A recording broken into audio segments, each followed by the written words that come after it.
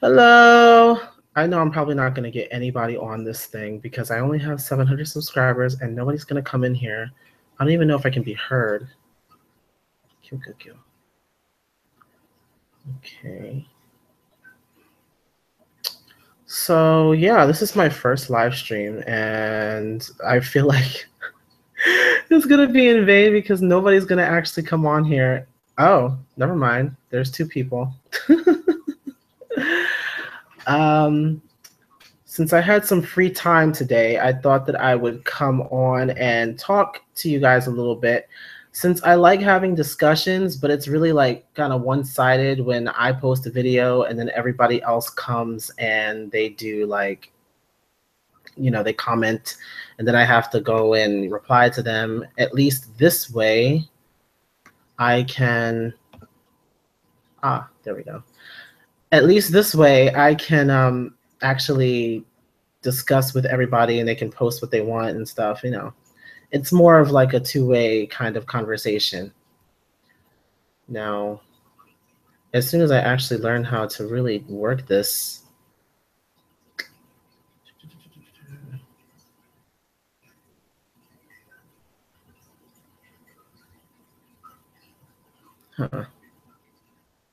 okay.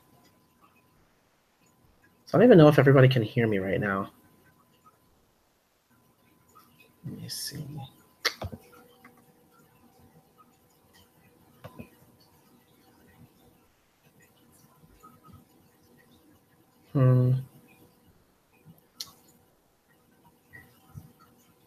Oh.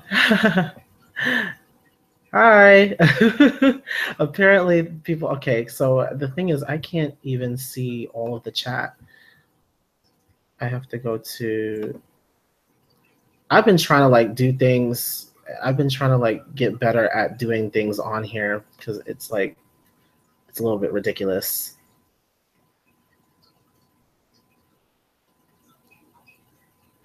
Okay.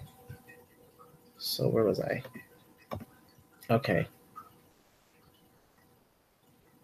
So everyone can hear me, right? I don't even know. This is like struggle. This is super struggle right now.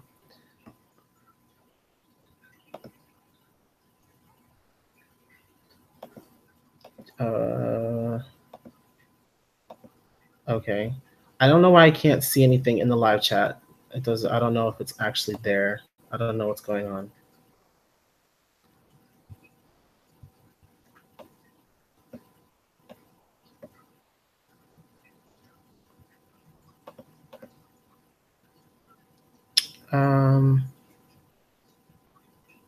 Give me a second.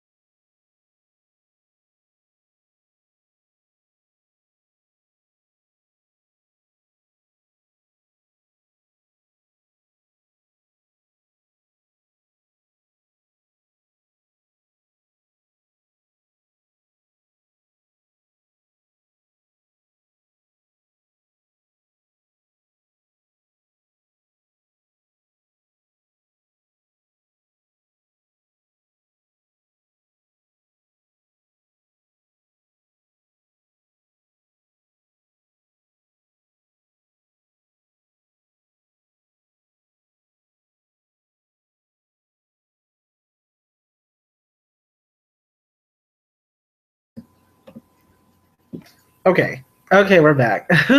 So before I couldn't even really see anything because like there's like 3 windows that popped up and I'm not used to using this thing. So apparently everybody can hear me and see me. So that's great.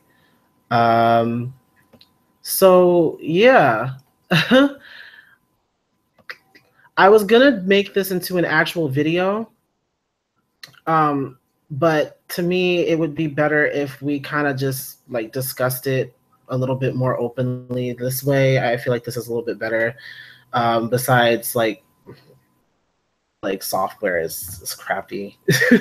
So I can't even really, I don't even know. But anyway, so last night, it was last night, right? There's so much stuff happened to me yesterday. It's like I can't even function today. Luckily, I had time off of work, so I can actually do this. So last night was the VMAs. Um, did you guys watch? I don't know what did you. I only watched about maybe a little bit more than half of it, and then I caught a couple of the performances on YouTube afterwards. But other than that, I got kind of bored of it. I don't know. A lot of the performances weren't that great, and I don't know. I'm just not a big fan of award shows. I realized last night why I don't watch them. And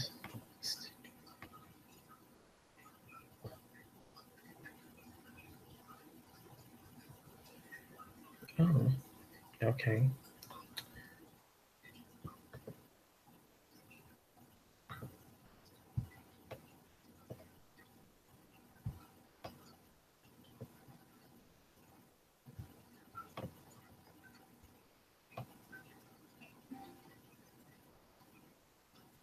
What is going on with that? Oh.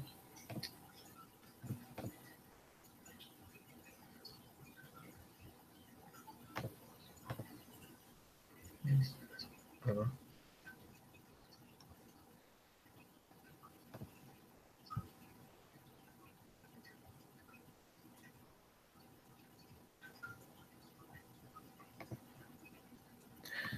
So, I mean, okay, there's only like 4 people now. There was like 13, but I guess people bowed out when I like started struggling.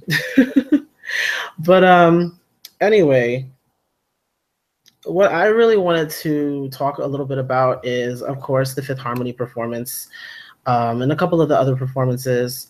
First, starting off with Kendrick Lamar. His performance was actually really good, and I liked it a lot. And he did DNA and Humble, and so obviously like kind of his most popular tracks right now. And so then that was really good. Although I did feel a little bit sorry for the people who had to be like playing with fire and stuff. And the one person who was on fire, I was just like, okay, maybe. I know I wouldn't, but I'm sure they're getting paid. And then things started to kind of go downhill for me, at least, when Ed Sheeran got up there and did Shape of You, which I'm not that huge of a fan of Ed Sheeran at all. And the song, I mean, the song is cool in the car, but I don't know, it didn't have the same effect live on television. And I kind of like bowed out. I wasn't feeling, I don't know, I just wasn't feeling it. And I definitely wasn't feeling Shawn Mendes, who came, he was like after him. It didn't really start to get good until Fifth Harmony, really.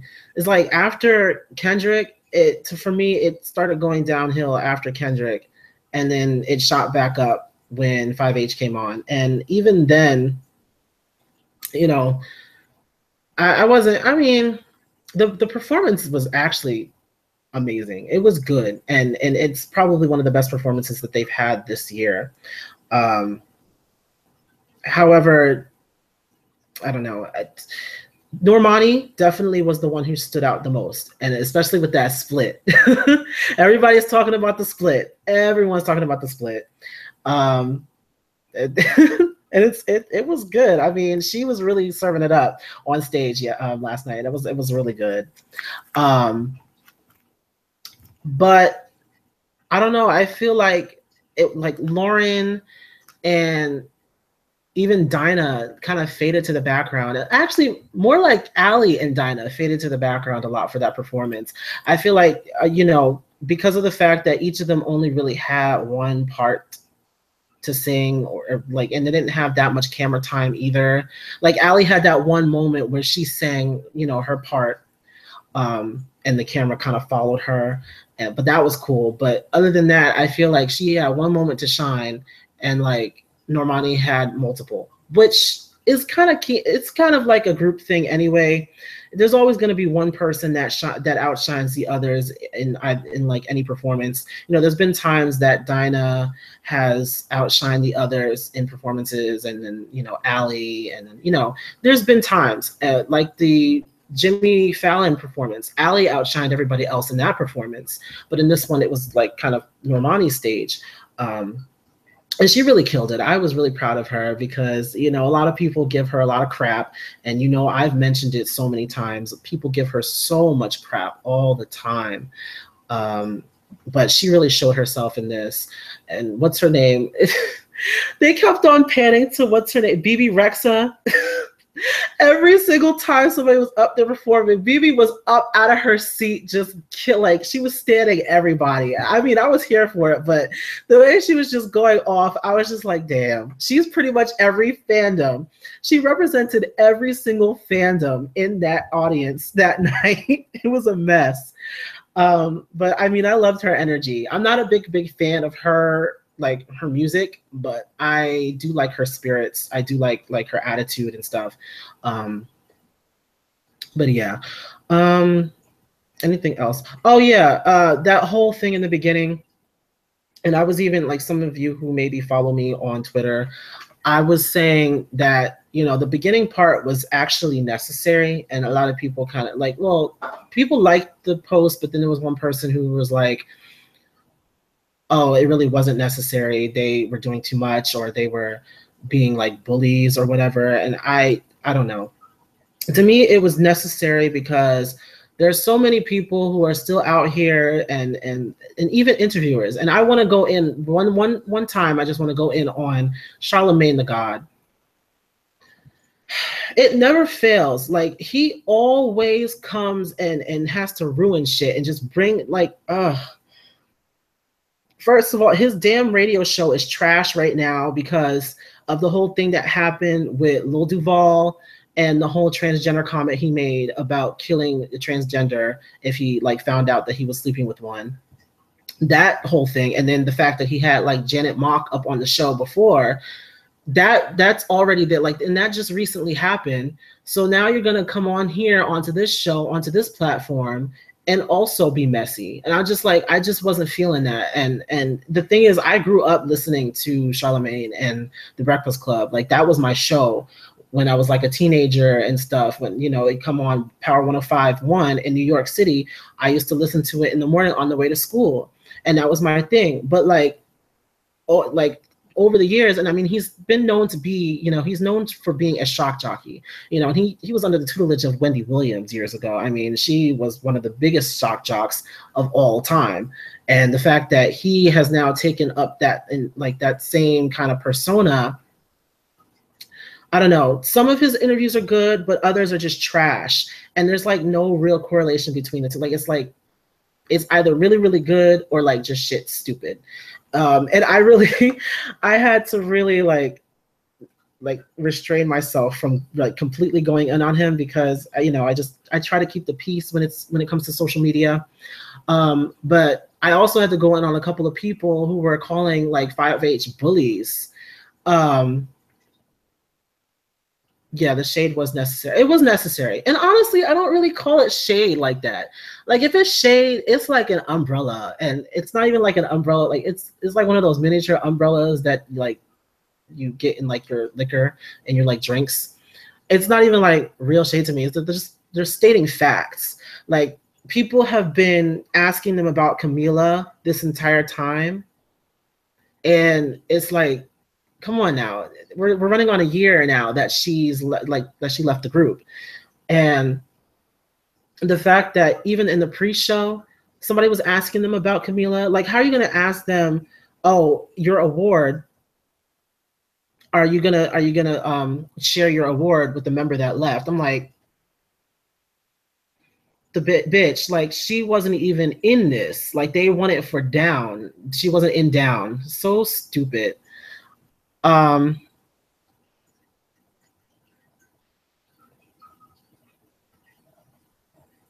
They got dropped from their label. Wait, who got dropped from their label? 5H?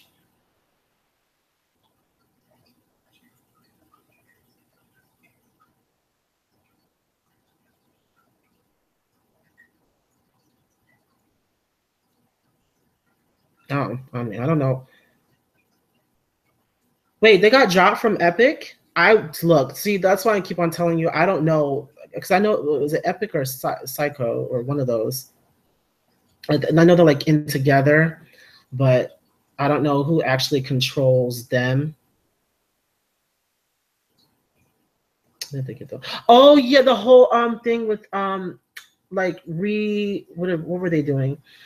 They were like reevaluating their contracts or something, and like with Ali, I know that because I watched the incoming, like you guys already know that I watched the incoming, and Laura was actually saying in the last video that Ali was like the one who went and kind of got a lawyer together so that they could do their contracts over or something. But I don't know exactly what happened with that whole situation because I'm not that present on social media right now. Okay. See, y'all are the ones who keep me up to date on all this stuff because I'm more concerned about the music and what the music has to like, you know, the message and the music.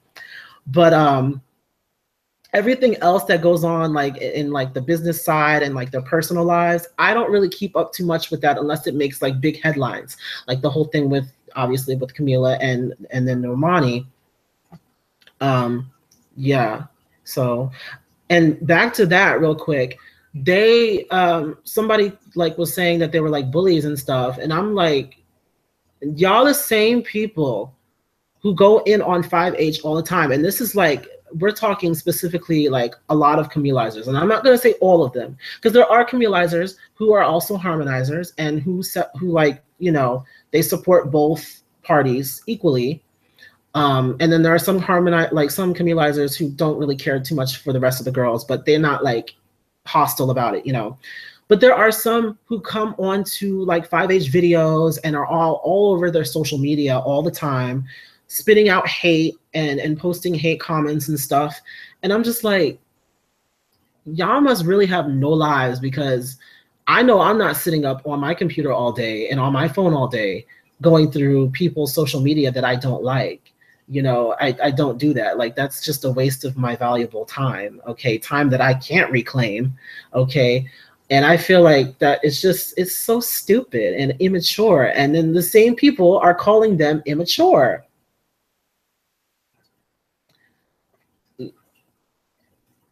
Yeah, they do. And had Camila done the same shit, you know, and somebody said that too. If Camila had the same thing, done the same thing, had 4 girls surrounding her, and then have them thrown off the stage, then then everybody would be all like, you know, cheering and happy and stuff. I don't know if it would have necessarily been like that because, you know, we would have come for them. We would have definitely come for them. But yeah, and then it was like the same people who were like bullying them and stuff.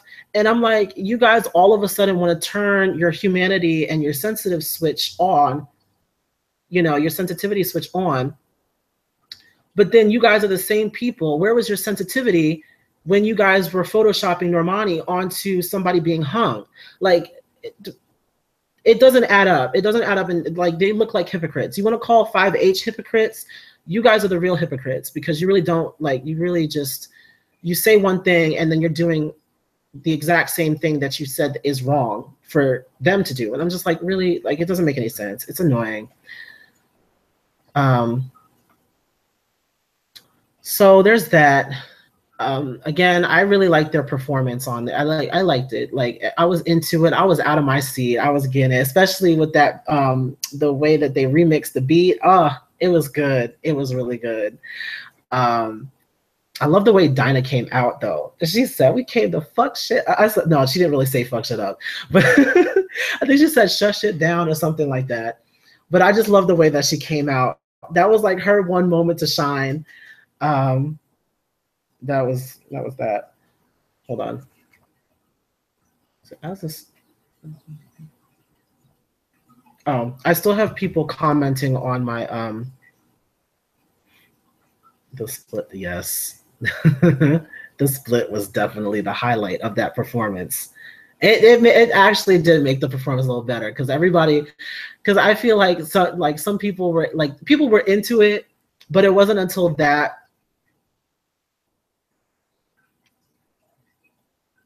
Right. Yeah. No, I did word that wrong. I did word that wrong. And I said it last night too, that she actually jumped ship. Yeah. Right. Right.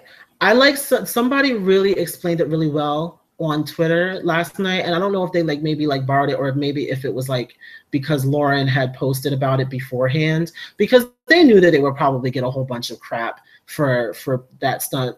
But basically they said like it was, you know, five of them and then Camila, she jumped ship. So it was more like the person jumped off the stage. To me, I like flashback to like Jingle Ball last year, which was like their last performance together as five, I think. And I just imagine like Camila walking off the stage like, bye bitches.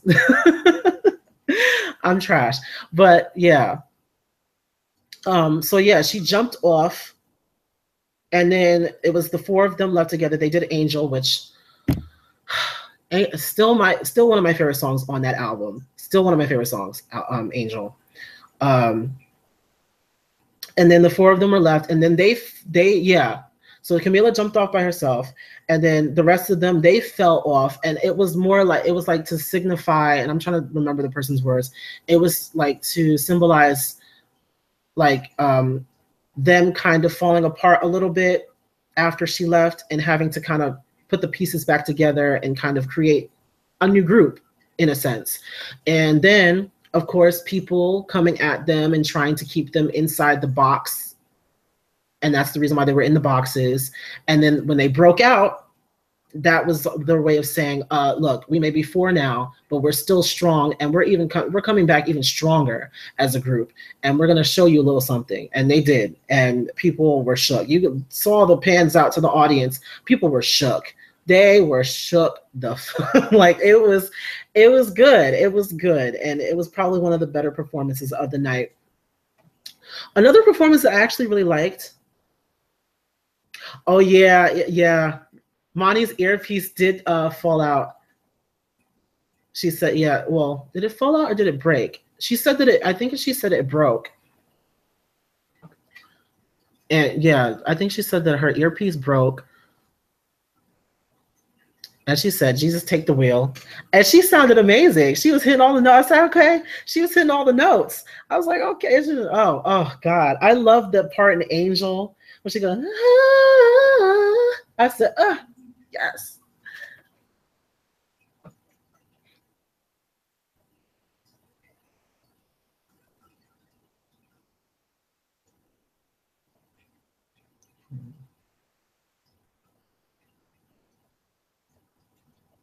Mm.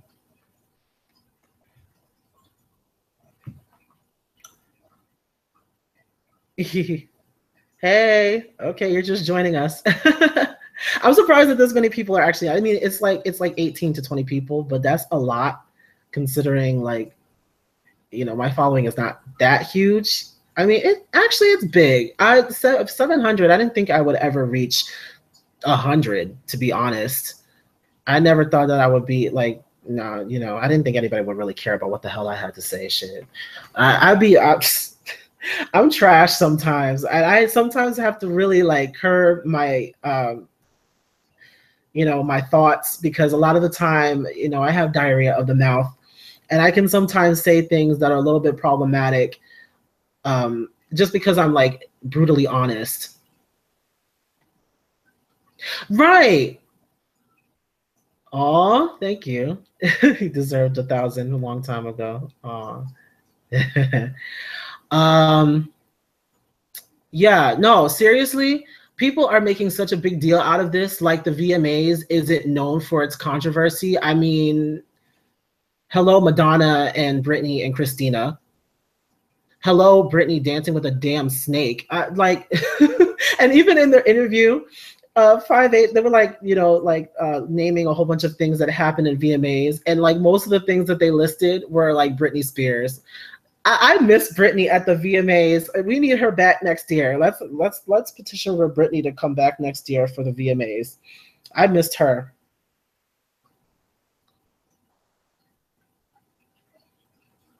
I don't know about 100,000. I may not. I don't know if I'm gonna get 100,000 because right now I'm only doing like I'm only doing like reaction videos right now. Oh yes. Thank you for mentioning Katy, because I was about to start off with her, and she was the reason why I turned the shit off. Like, she was really the reason why I turned it off. Cause I'm just sitting here like all of the jokes fell flat. And you notice every single time she told a joke, it panned over to Ellen, and Ellen's just sitting there like, okay. And I was just like, damn. Like, I really want to know who wrote those skits, who wrote her jokes. Like, they all need to be fired. They all need to be fired.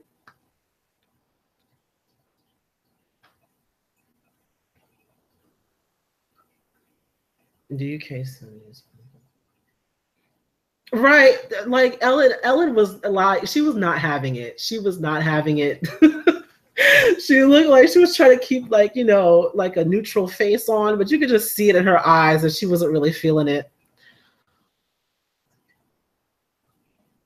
I know. And I mean, even though, I mean, she was like kind of right for pointing out the fidget spinners as being like kind of stupid. I mean, not to say that they're stupid. They were a way to, you know, help, you know, kind of like mental patients or people who really had a hard time focusing on things. But I don't really see the need for them, but I'm not going to spend that much time on fidget spinners. Yeah.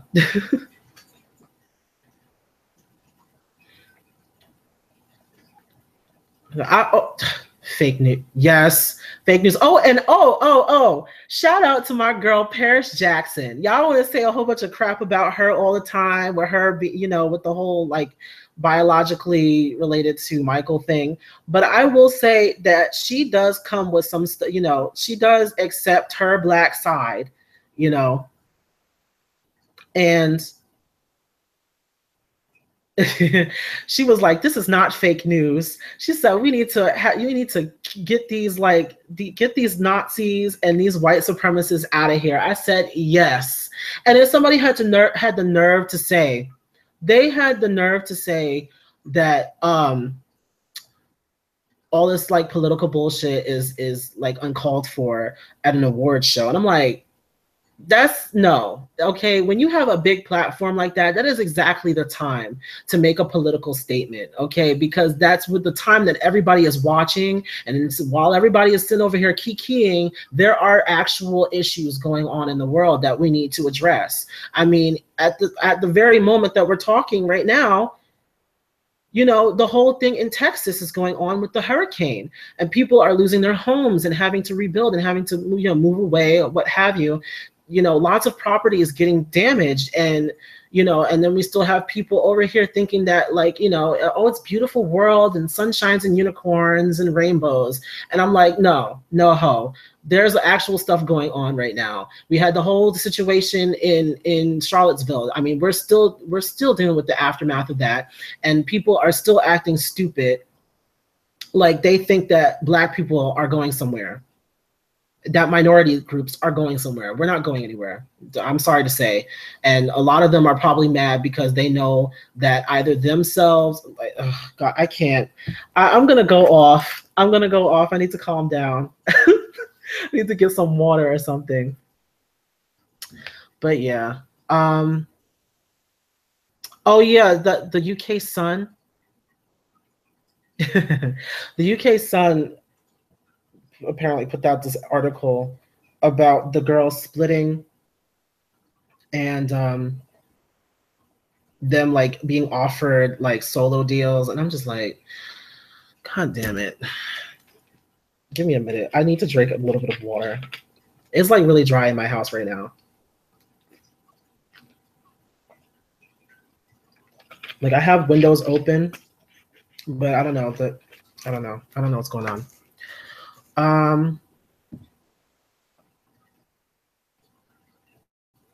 Donkey of the day.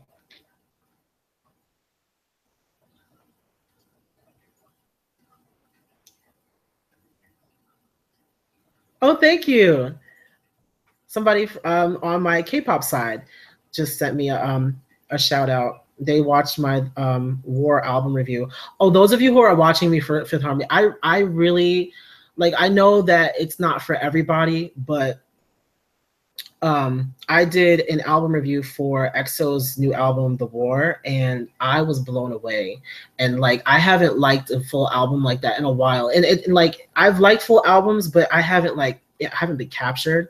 So if like, you know, you want to be introduced to like another kind of music, even though it's in another language, I like suggest you go check out EXO's new album, The War. Lots of good like R&B, like R&B style tracks, and you know, even some like pop like tracks, and like a little bit of house vibes in there too. So go check it out.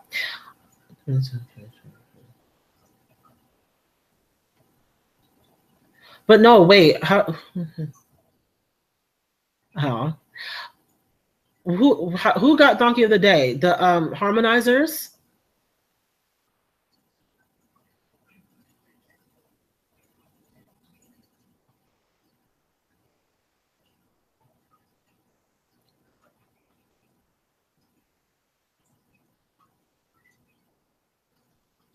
Girl, shit.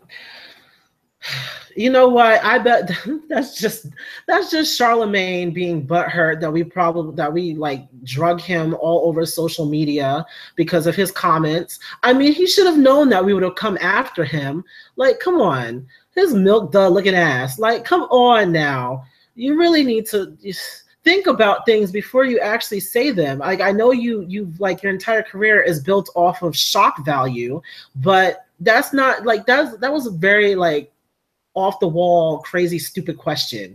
Like, what what made you think that asking a question like that was actually going to suffice? Like, it was actually going to go over well? Give us Donkey of the Day if you want to. I mean, whatever. Looks like an angry ant. Ah! I'm done. I'm so done. That's hilarious.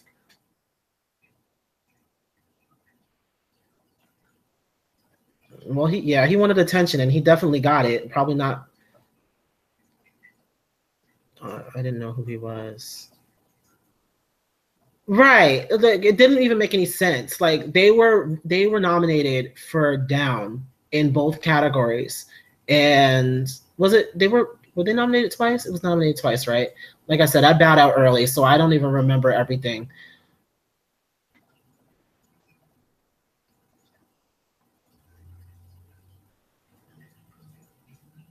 Gucci ruined the program.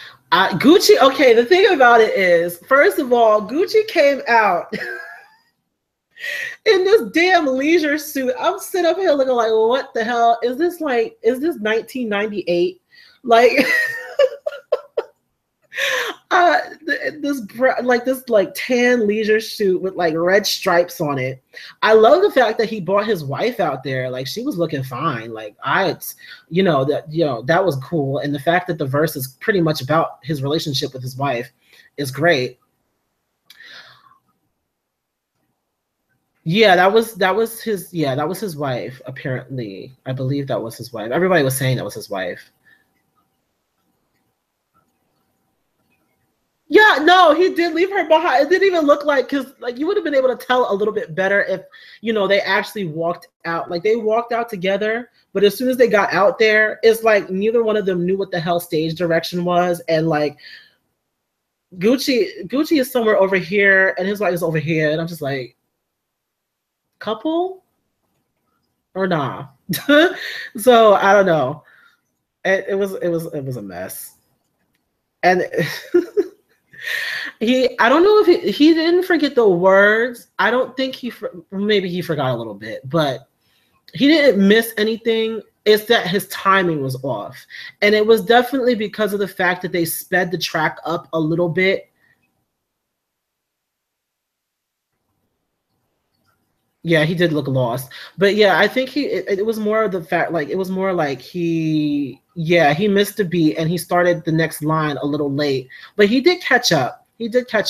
But I wish there was a little bit more interaction between him and his wife. Like, I would have wanted to see a little bit more, interaction. you know, to actually show that you're a couple. Like, to me, like just some random chick who just walked out. At first I had to look twice. I'm like, oh, she the one that I've been seeing in photos and stuff? I don't know. Oh yes, she was his wife though. She was getting it. She's like, yeah, the rap was about her. No, I like the fact that she came out there. She dropped it to the floor, and I was like, yes, get it. She's like the fifth member. She is. I thought she was about to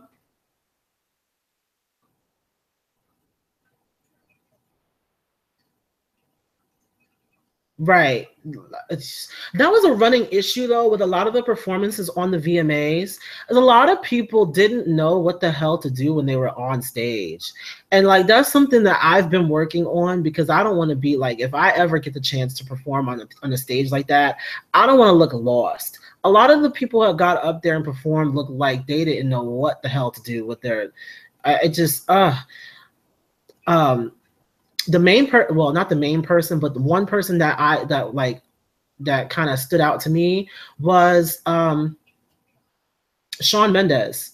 Granted, his performance wasn't bad, although I have to dock him for all of the screaming. Like, if you can't reach the note, you need to lower the damn key. Like, come on now. Let's be professional about this. You rehearse, you go over the stuff. You need to go over your stuff before you get out there and do that. Like, I have my tracks recorded in multiple keys so that if I can't reach the notes, if there's like a big part or whatever, if I can't reach the notes, I can perform the version that's lower. Or even so, do a little note change, a little JoJo note change, because Lord knows that she was doing that all through her entire tour because she was on vocal rest for majority of the tour, so she had to save it. Like, you know, she had to save it. But yeah, I don't know. I don't know. And then he went out into the stage, like he went out into the crowd, but then like he went to the back of the stage and then walked out into the crowd, which was fine. But then there was no real crowd interaction. Like he was still like just singing the song.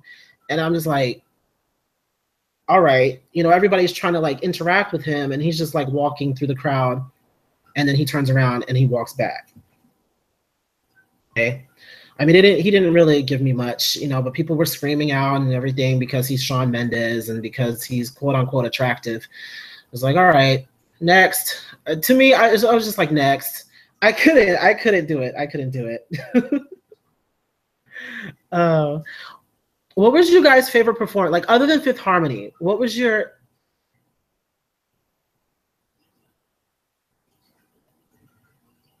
I know, yeah.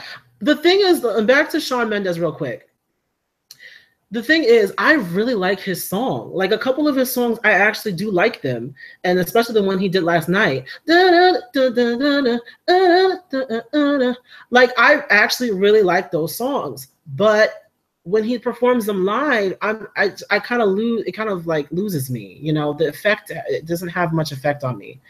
So yeah, what were your favorite performances besides Fifth Harmony? Because obviously we all like the Fifth Harmony performance, but what were your other ones? Pink and Logic. Yes. Pink.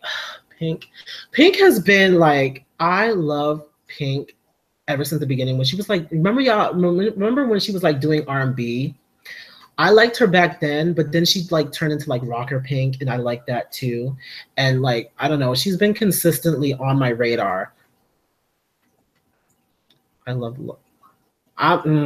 girl. I have a little something to say about Lord's performance. I don't know, like, and I don't mean to be rude, but I don't know what kind of interpretive dance. I don't know what kind of interpretive dance she was doing. I don't know what the hell, like she was leaping into the air, and I I don't know. I don't know. And then she didn't even sing anything. It's like, you're going to get up there and perform a song and not actually sing it. I just, I don't know. I don't know. I don't know. It wasn't me. You know, it wasn't for me. It wasn't for me. I guess when I see you get up there and you sit, like, and you're a singer, I expect you to actually sing.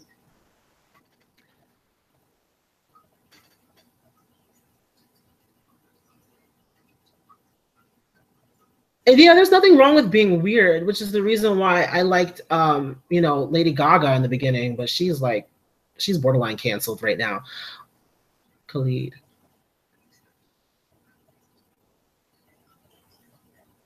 Right. Okay. So she apparently lost her voice. Well, that's what is going around anyway. Lord. So apparently she lost her voice. She wasn't able to sing. But I mean, she could have at least come with something a little bit better than what she put on. Like, I don't know. She was just on the floor and all this and I'm like, oh, okay, yeah.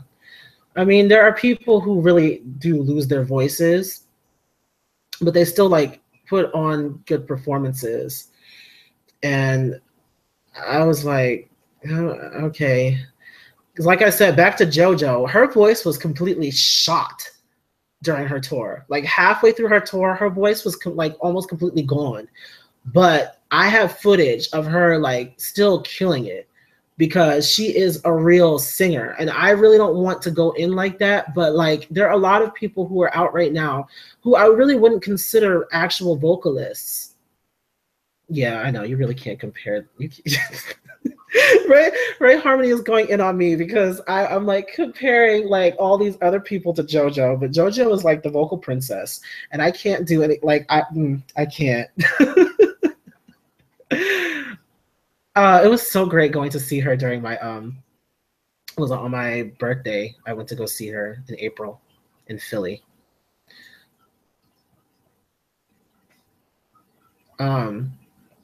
But yeah, how long have we been going for? Because it's like almost.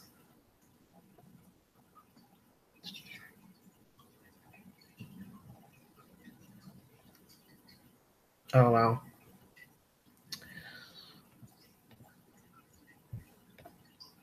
So, oh no, she's amazing live. And then she was wearing like next to nothing on stage. I was here for it. I was definitely here for it.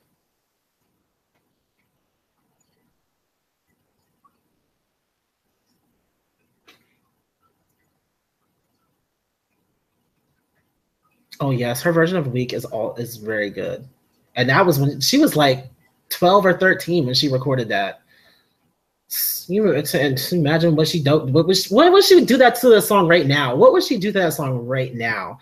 Can you imagine? And it was like recently there was a video of her singing it, and she was just killing it. Yes, yes, that's what I wanted to mention. Demi's performance. Yeah, no, that's true. But Demi's performance, I actually really did like it. I liked it, but then I didn't like it. I liked it because she served you vocals like nobody has ever served you before this year, and I was feeling it. I was feeling it. She hit those notes like nobody's business. I liked it. Was it? No.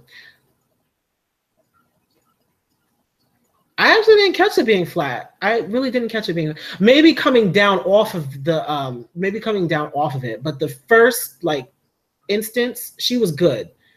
And that's kind of what caught me.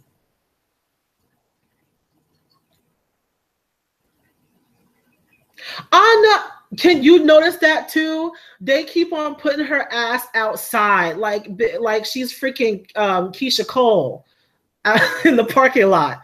Like they need to stop. Yeah.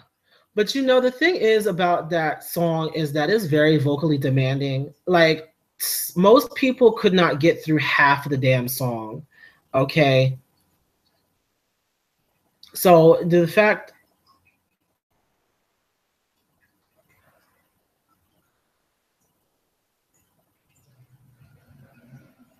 Remy, like I said, I bowed out earlier on, and I think I may have missed Remy's thing. Because I know she was there, but I don't know. That whole situation is tired and late and it's just over.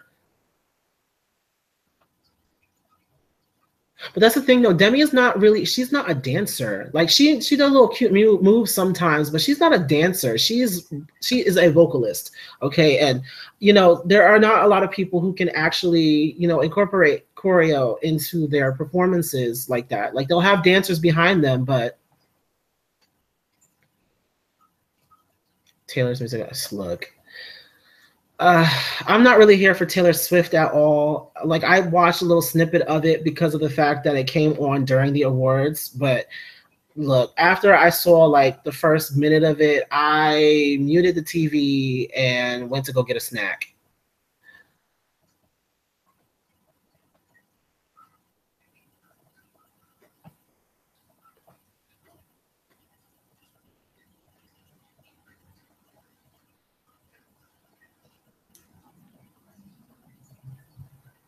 Yeah, and then I'm still thinking about like the teaser photos and like everybody talking about the fact that it looks like Formation, and people were calling people's like, oh, coming soon, lemon water instead of lemonade. I was dying.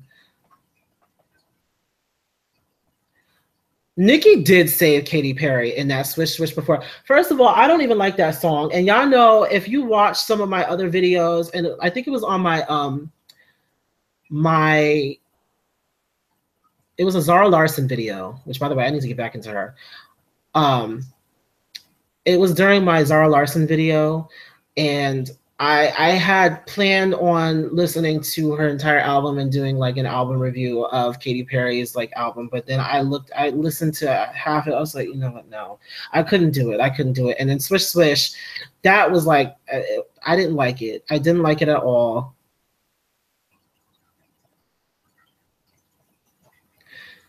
Well, first of all, I mean, this is not even a song.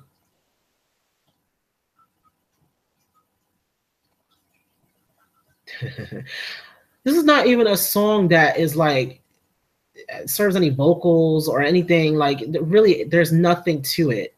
And I mean, I wouldn't mind if Katy never sings another note ever again. Yes. Logic's performance was probably one of the best performances of the night as well. It was definitely something that was needed.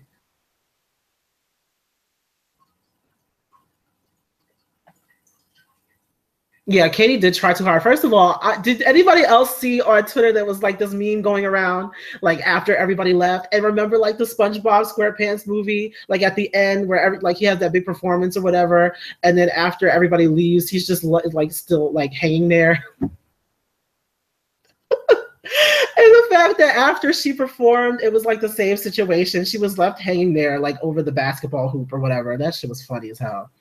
I was dying.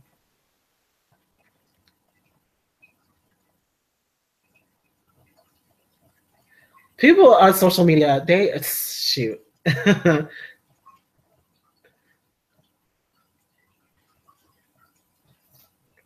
Oh, this is actually fun. I like doing live streams now. This is only the first one, but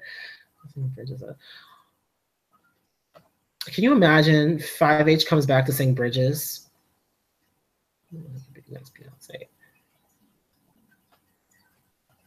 It's possible. It's possible. Right, right. She does need to work a little bit more on the vocals. Normani is the next Normani. Yes. Sometimes it is a little bit annoying. Not annoying, but it gets old when you have new artists coming up and they're always compared to artists of the past, which is almost always going to happen. I mean, people have been comparing Ariana to Mariah for years now, and I've been saying that The Weeknd is trying too hard to sound like Michael Jackson. I mean,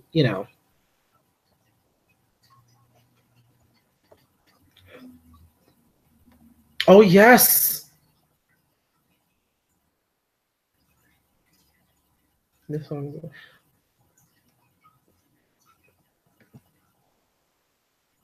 I don't know.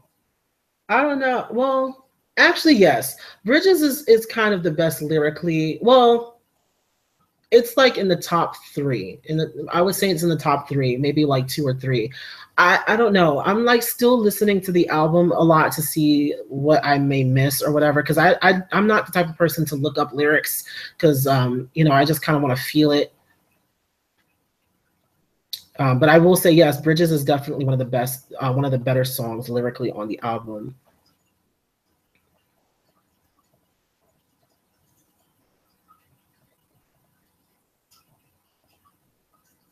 But my favorite song on the album is hands down "Lonely Night." Ah, yes. At the same time, both said that "Lonely Night" is like the best. I love that song. Ah, God, the harmonies and the cursing. We have to really go.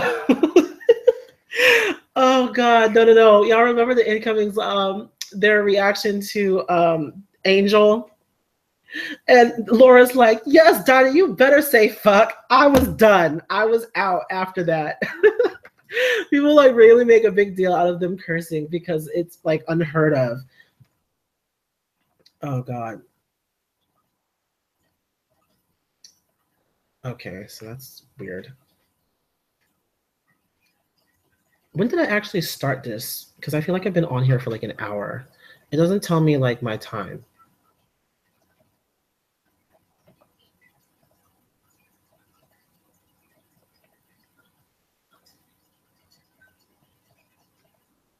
This thing. They need to make this a little bit better.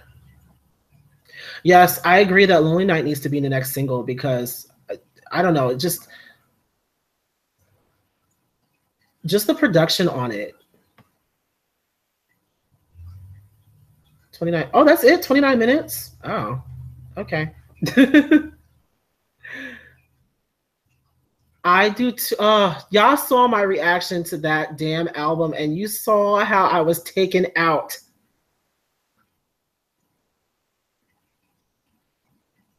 Wait, that's what I thought. It's like 45, right?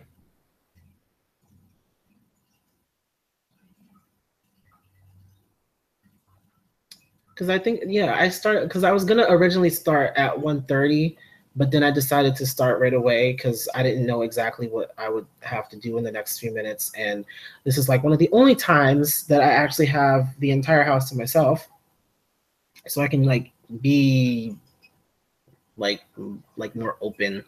A lot of the times when I'm like recording my videos, I have to be like not discreet, but I have to be like mindful of everybody else in the house, especially because like I do a lot of my stuff early in the morning and the space that I record in is not like it's like soundproofed or anything. I'm literally out in the open space. Like I'm recording this in our downstairs studio. Like it's not.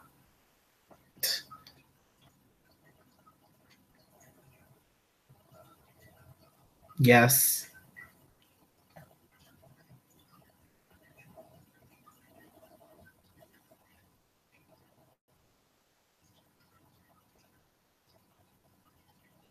It was so good that even freaking Lauren was like, that's her favorite song on the album. I'm like,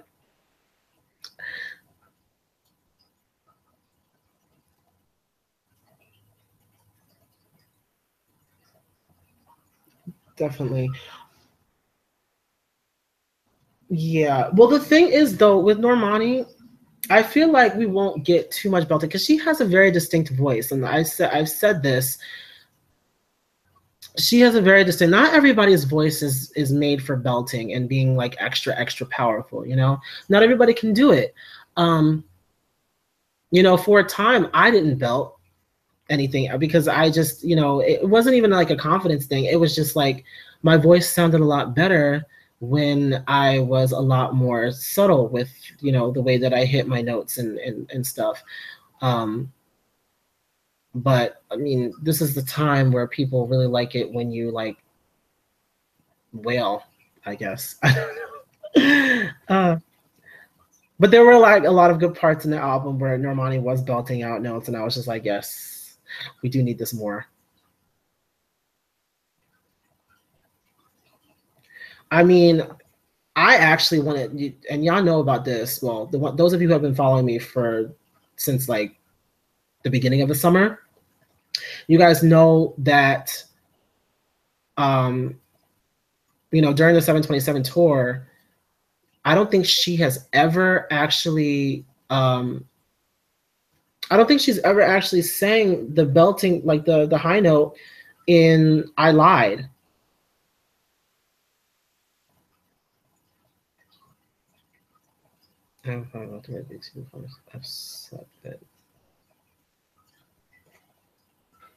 Really? Oh shoot. Do you have do you like sing on here or what?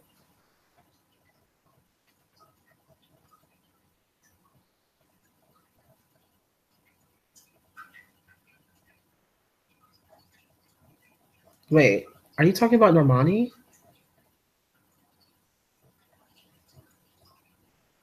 Oh, okay. I'm like reading it out of sequence.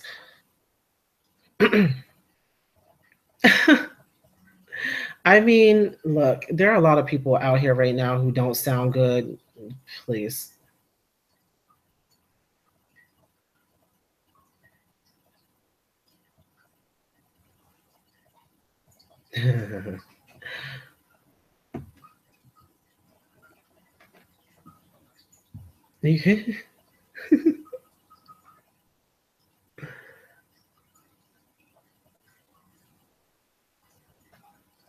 A lot of people who do a lot of yelling.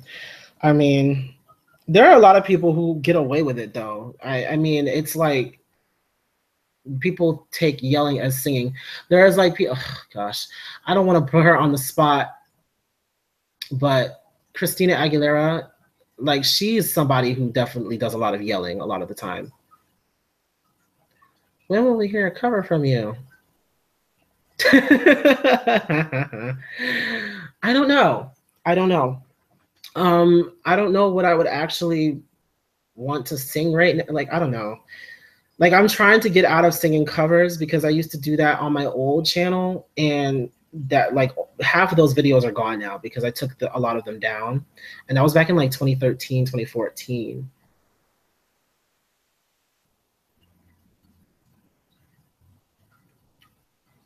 Did you see what? Oh, no, I did not see what she wore.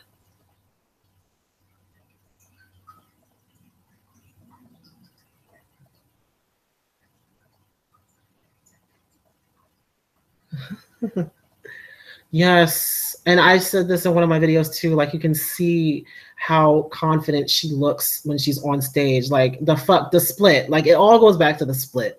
Like, that's gonna be probably one of the biggest, like, the most iconic moments of 2017. Normani split. Oh no, you found my other channel? God, good God. Those performances were so bad. If you see, like, okay, my other channel is Christian Pringle, like my actual name, and on the, like, I was maybe 17, 18 years old, and I was very inexperienced. I mean, I had done a lot of stuff until that point, but hell no, no link. um, and first of all, the place that I was performing at was the Village Underground, and that's like the club part, like not the ones that I did here. The ones that I did at the club, it was at the Village Underground, which I don't know if it's actually around right now. They had closed down for a while. The conditions in there were not that great, but like the air, it was in a basement, so the air was already like really like dry and everything because they had all these like big like stage lights on, and then I couldn't even hear myself because there were no monitors on the stage. You know, you have stage monitors and then you have the monitors that are facing out to the crowd. There were no like stage monitors, so I really could never hear myself, and so sometimes I would go really flat. And watching those performances over now, knowing what I know now, and having And now being like kind of more grown as a singer, I don't even like to look at those performances. Sometimes my mother brings them up and she watches them just on her free time, and I'm just like, Ma, really? Come on now. But whose vocals?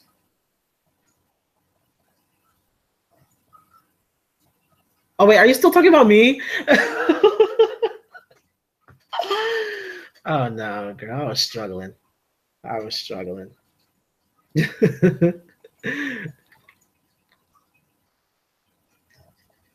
Nah, I mean, they were good, but I feel like I don't know. I guess I doubt myself a lot too, a lot of the time, and especially because it's taken me so long to actually start like making my own music. My mother is my producer, and for years she worked with other people, and it's like, I was so upset and kind of envious that she was working with other people besides and not me. And then when none of those other people actually took off because they would either give up or they would get into trouble and stuff, I would be like, hello, I'm over here. And, you know, it just never happened. But now all of a sudden, you know, she wants to work with me and we're like working on some stuff. So yeah. Look, I hope I make it big. I mean, everybody's trying to make it, and this is crazy. The industry is crazy, and it's like a 1 in a million chance. Half the time, like most of the time, it's a 1 in a million chance.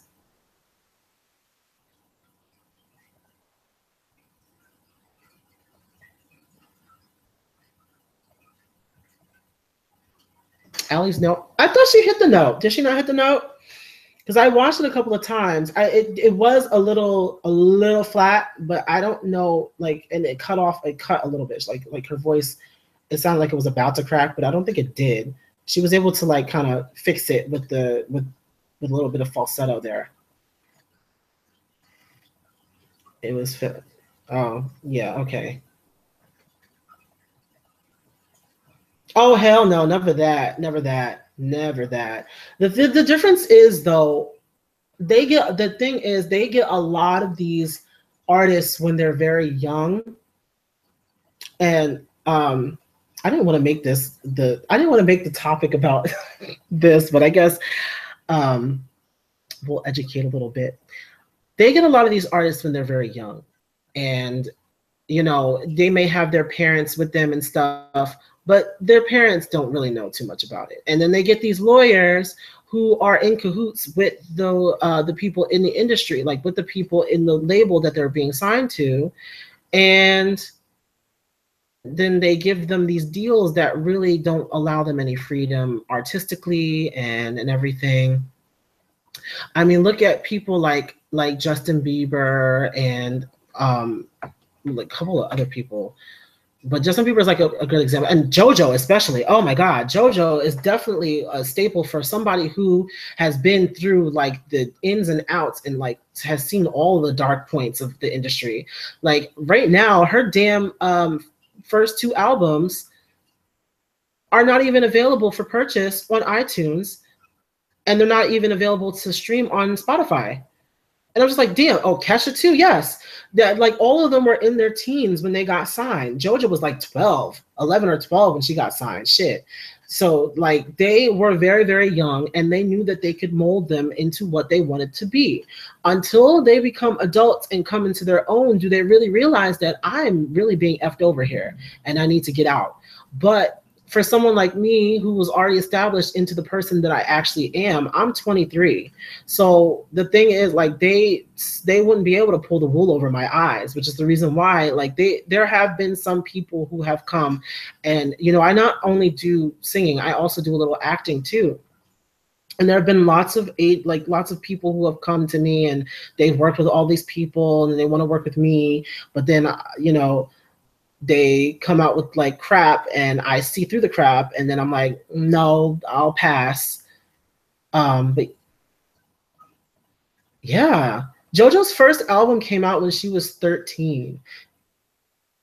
You didn't know, girl, get up on the times. JoJo was very young, yes. She was one of the youngest. Was she one of the youngest to be nominated for a Teen Choice Award or a V? I don't know if it was a VMA or a Teen Choice Award.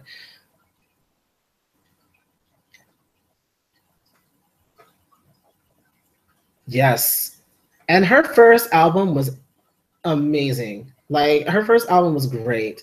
And that's when you had to have like it was still at a time where you had to have an entire album. The entire album had to be good. Otherwise, nobody was fucking with you at all. Like nobody. She's the young. Oh, okay, yeah, she's the youngest female to win a VMA. Yeah, but I was saying nomination. Yeah, she was the youngest for Teen Choice. Y'all who are JoJo fans, y'all remember her Teen Choice Awards performance? Ha! She set it down. I still watch that to this day. I still watch that performance because it was one of the best performances on Teen Choice to this day.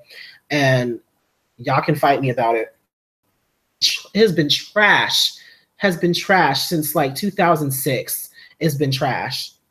I don't even watch, like, I don't even like turn to the channel that Teen Choice is on. When I see Teen Choice is about to come on, I'm like, next.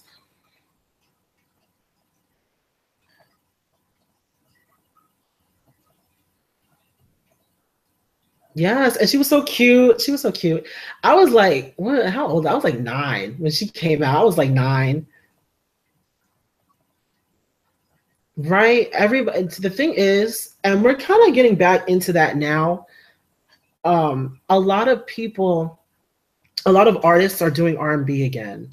A lot of artists are incorporating a lot of R&B and hip hop into their tracks now, and like those are the ones that are making it mainstream because like hip hop culture is at an all-time high. Even though like everybody wants to appropriate the culture. We're not going to talk about that though. But a lot of people are incorporating that into their styles of music. And I remember back in the 90s and early 2000s, everybody was also doing that. But then everybody got into EDM and dubstep and stuff. And that kind of took over after like 2006, 7, 8, and then into like 2000, I want to say 2012. And then after that, it started coming back.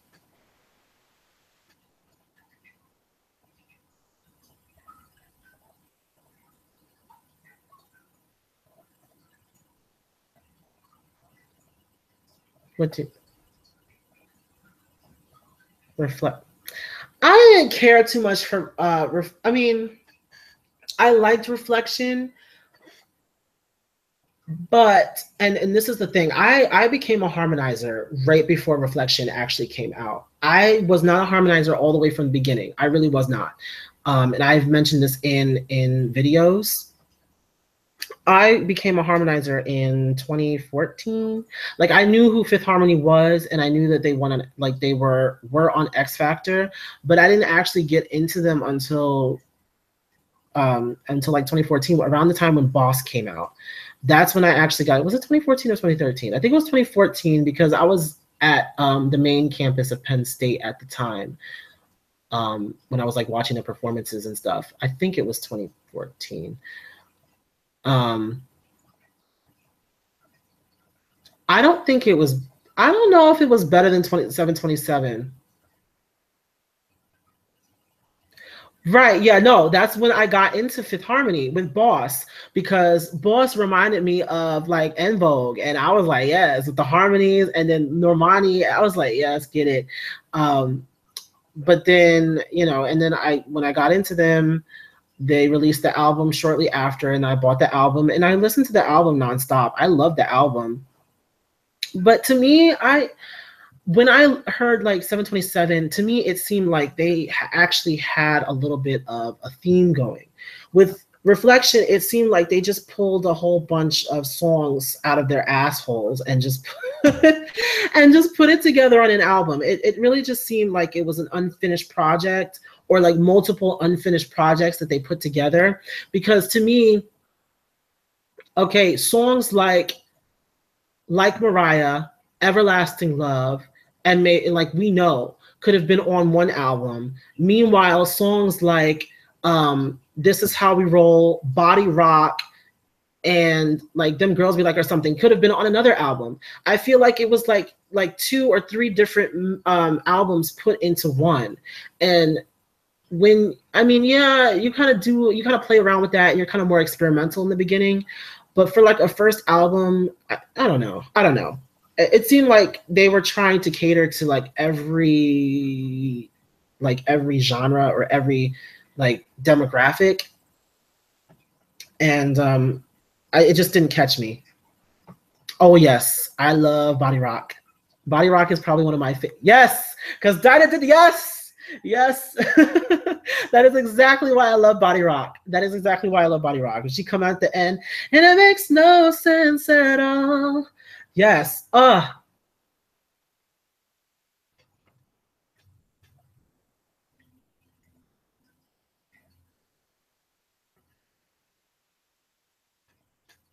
Down re-entered the iTunes top 40. Well, thank God, because it was failing here in the US a little bit. I'm not even gonna lie. It was, yeah, everybody went straight to iTunes and got down.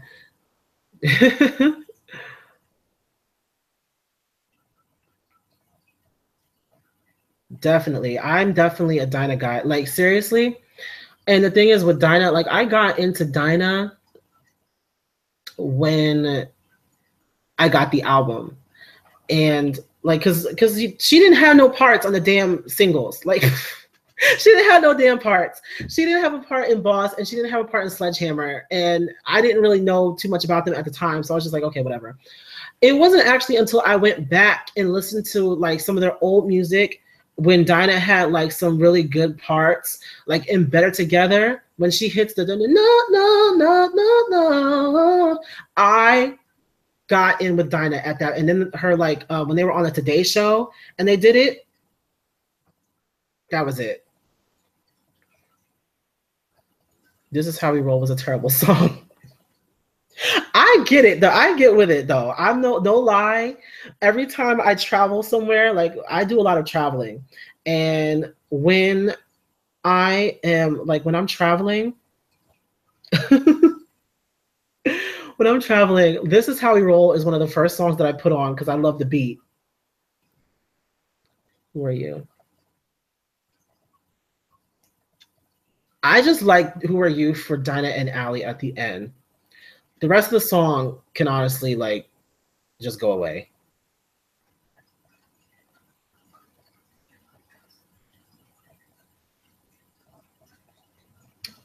Yep, a lot of people, yes.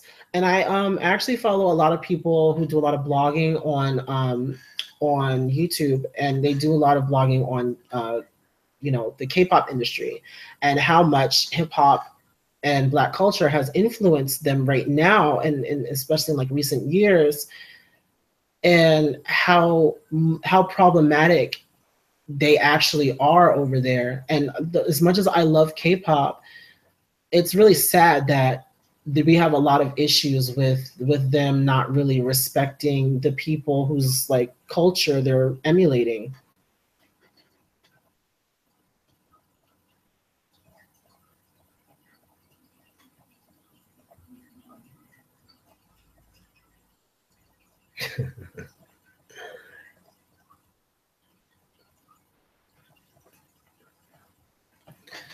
Can somebody, because I don't even know, can somebody tell me how to check the time on here? Because I don't even know how to do that.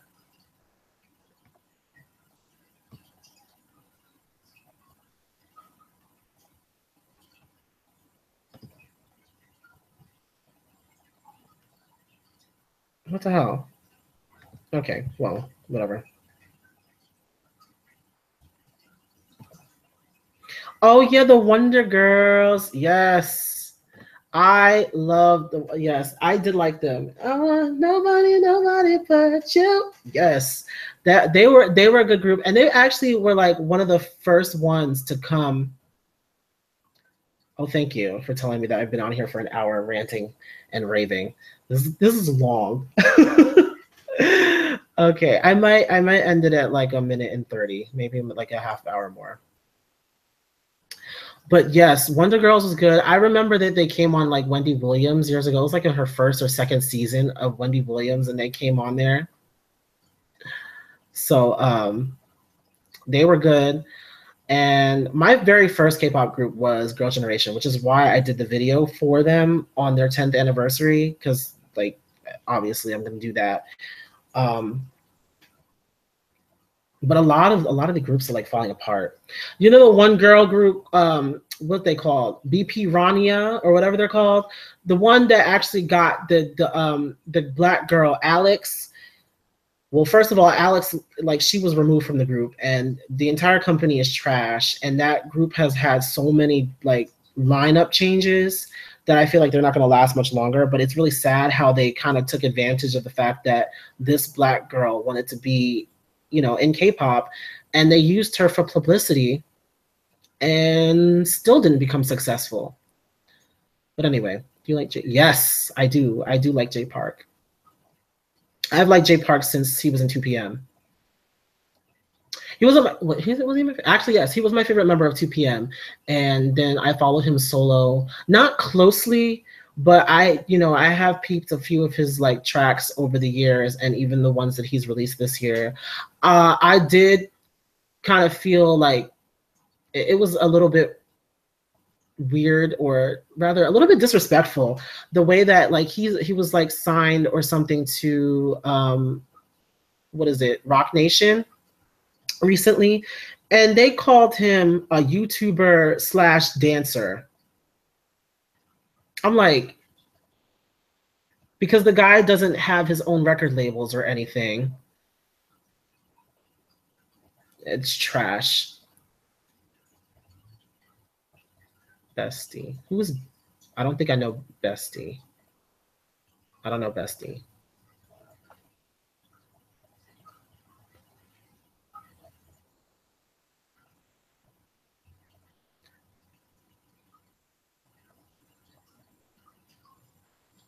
If like the artists came out after 2012 or 13, I probably won't know who they are. We should watch the VMA performance again. I've seen it like multiple times this morning alone.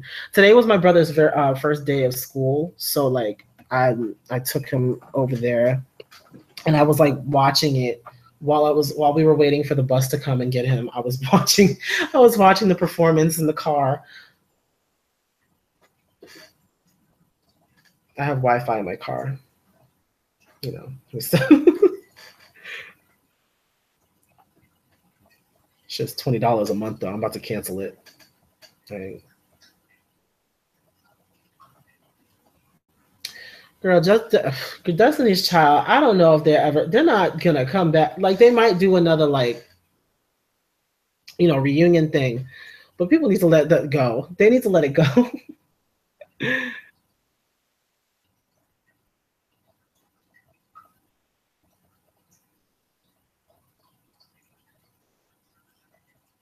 Mm-hmm. Ooh, what are your favorite girl groups? That's like something, I don't know. These girl groups to me, they always kind of come in and bow out. And there's like only like a few girl groups that have actually stood the test of time. Obviously, DC is definitely one of our favorites. Like, I think everybody can agree that Destiny's Child was one of the most iconic girl groups of all time, which is the reason why Beyonce is still relevant. That and the fact that she's like amazing.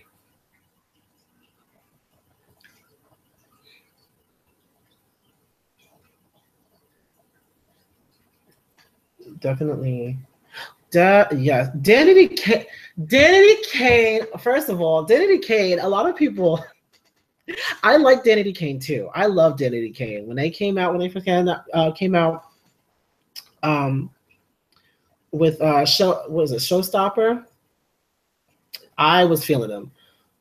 But yes, thank you. Yes, they danced really great. They had great choreography, but for the most part, their live vocals were very like lackluster. And like, I can only say the only ones who really had it together vocally live were D Woods and Dawn. They were the only ones that really had it together live when it came to vocals. And then sometimes D Woods was like a little off. Pussycat Dolls definitely did have a lot of bops, but it was literally just Nicole. Y'all remember the other group that the shady what's her name? The shady thirsty bitch that made the other group that made the Pussycat Dolls. She made another group called Girlicious. Y'all remember Girlicious? I don't know if y'all remember. That was like 2008. I want to say 2000, like 2008 or 9, or maybe a little bit before that. That group actually was good. That group actually was good. And because of her greed, the girl, it was like they couldn't even like make it. Girl, bye.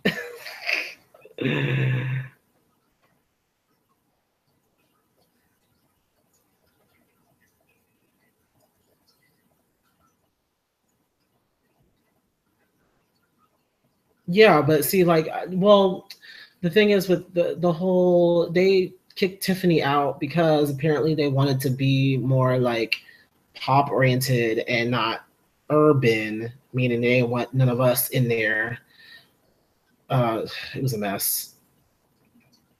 I don't even know what each of them are doing now. I don't even know. I don't know.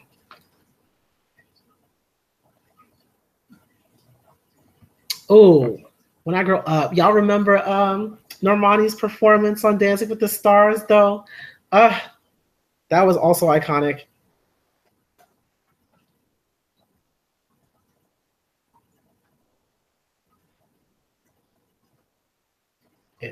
Yes.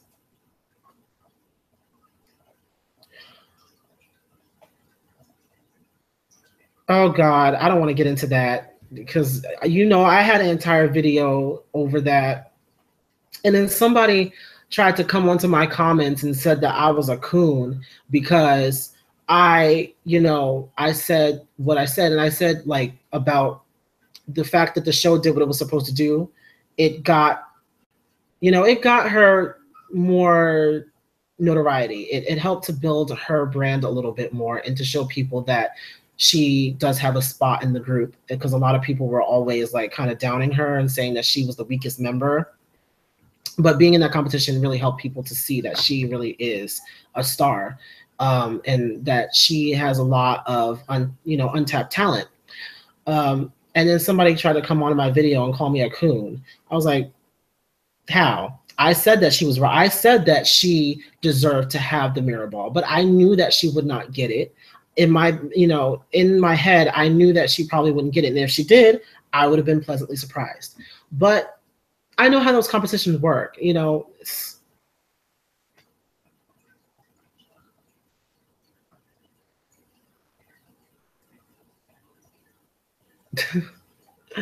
he go on tour with them, Rashad? It's whatever. It is what it is. It is what it is. I mean, we're not going to get that time back. We can't reclaim that time. So it is, Oh, yes. I remember Zendaya. She definitely should have won. Zendaya, Maya, Brandy. Yeah, we need to change the subject because everybody's going to get upset. I just brought up, like, yeah, I did that to myself because I brought up her When I Grow Up performance. And as soon as I said that, then people were like, Normani was robbed. I know. Yeah. Reclaiming my time. Maxine Waters. Yes. People are going to continue to be upset about it because it was upsetting. But I mean, we'll get over it eventually. We'll get over it because I mean, they're still winning. They're still winning in every other way. We all bought the album. They're doing well. They're on the charts. What else can you really? It is what it is.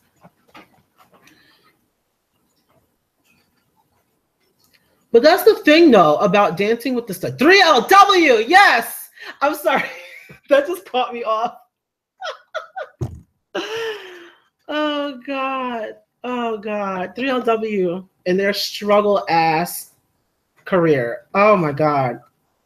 Well, obviously, two of the members of 3LW, the ones that were left, went to be in the Cheetah Girls. But when 3LW had Notori in it, they were the shit. They were the shit, and I was into them. It was like one of the first girl groups that I actually ever really listened to. It wasn't Destiny's Child; it was 3LW because their song "No More" used to come on the radio a lot when I was like 5. And everybody used to make fun of Keely's lisp.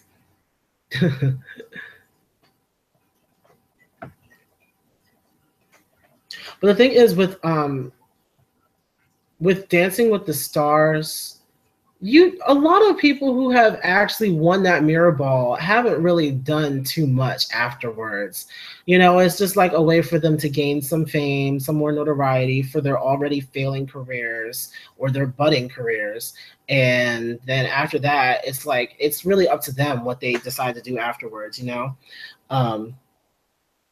But I mean, again, it is what it is. And a lot of them just do it for the experience and for the quick check. Yeah. Didn't Rumor Willis win the Mirror Ball? And then now she's like on Empire, which I actually do like her being on there. She can sing her ass off, actually. But yeah.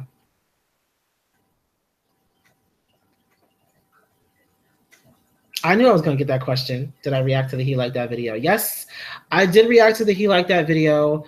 Don't know if it was actually going to be posted, unfortunately, because I didn't record it here. I recorded it up in my room. So the lighting was really shitty. I mean, the lighting is already shitty wherever I record here anyway, but it was even worse in there. And I had to watch the video on my phone and stuff.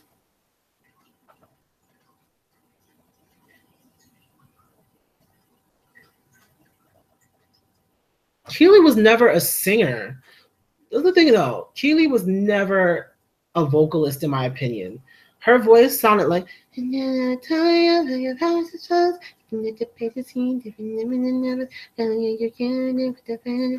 like she had no support.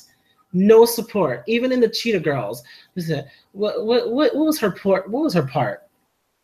What was her one part? She had like 2 lines in every song. Like 1 line in every song. It was literally Raven and Adrian singing every song. I can't remember her parts in the Cheetah Girls now.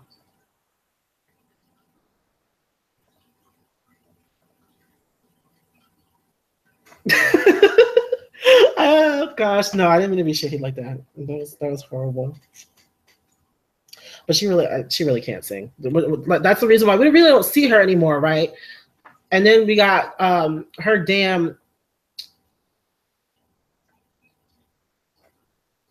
She was the rapper, so she said she wasn't even a rapper.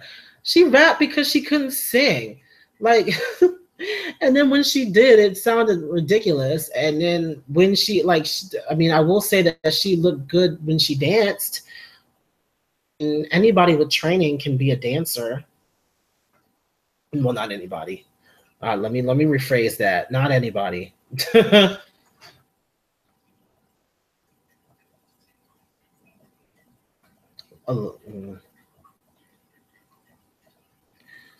No. What was her damn line in No More, like something about the 8th grade? I don't know what the hell she said. I forgot. She sounded like a damn chipmunk.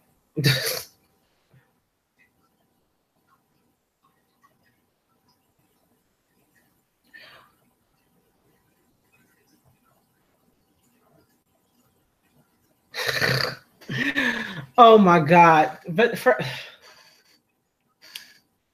Vanessa Hutchins.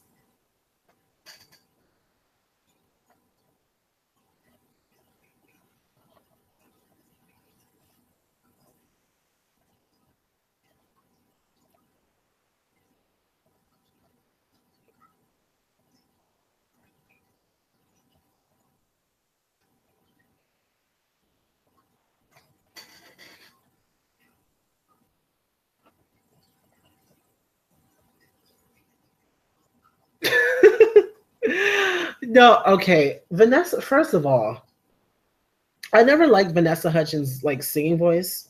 Like when she was on High School Musical, and even when she tried releasing something like recently or something, I think she did like a cover or something. I didn't really care too much for her voice because it sounded like she was freaking whining all the time. Like remember when she did like that high note and like it was all nasally and we were all in this together. She tried belting out this note. She's like, wait, I'm like,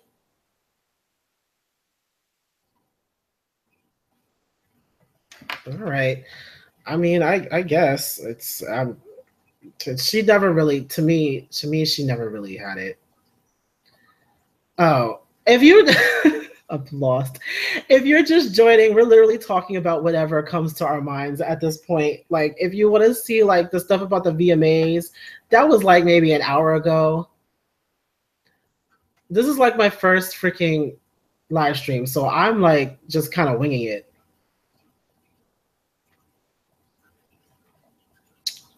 Reminds me of a belt from Work From Home.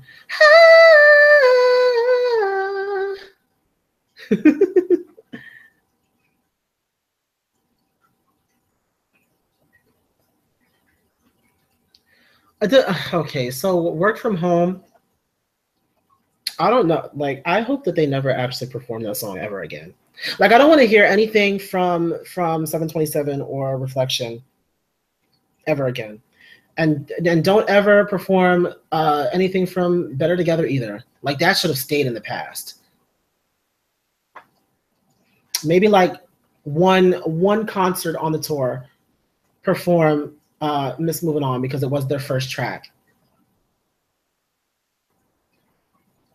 No, you know they're not going to do that. You know they're going to go back and sing Work From Home and Worth It because those are like their best songs that they have right now anyway, as far as like sales and stuff. Was it 2:41? Okay. I'm definitely stopping at 3 o'clock.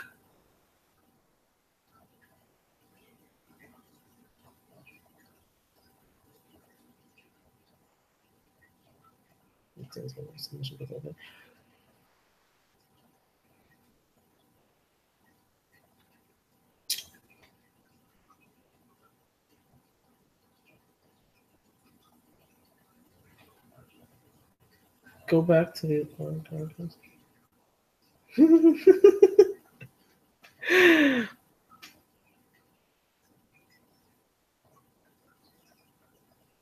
yeah, we talked. Oh yeah, we talked about that. Like I want to say 45 minutes ago. We talked about how Camila stands get like all emotional, and yet the same ones who like bully 5H like every day.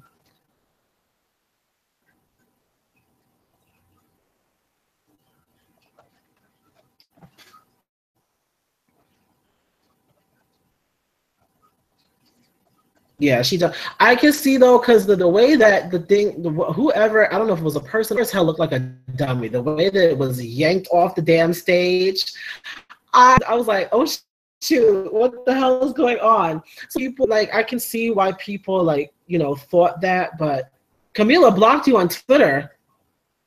Well, that means she's thinking about you.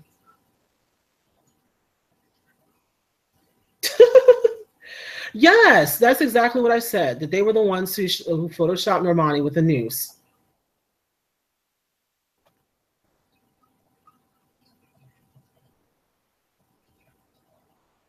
I don't even know the one. Oh yeah, what they're called, Girls Aloud, bitch. I made a damn video about them, and I didn't post it because I was just like, whatever. I don't even care. Like, it's like water off of a duck's back.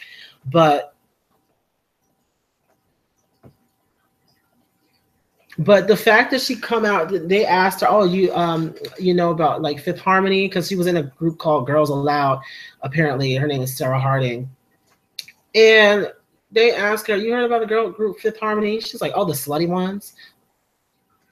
But like, get out, get out, Jesus! I don't even want to talk about her.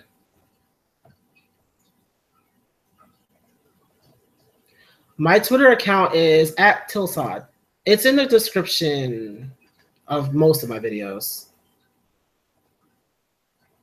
Wait.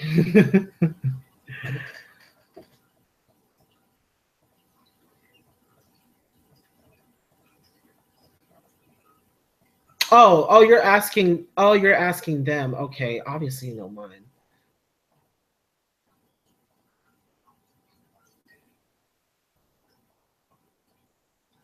That's horrible. Are you gonna post her in? Oh God, in a grave after the? That's horrible. See now.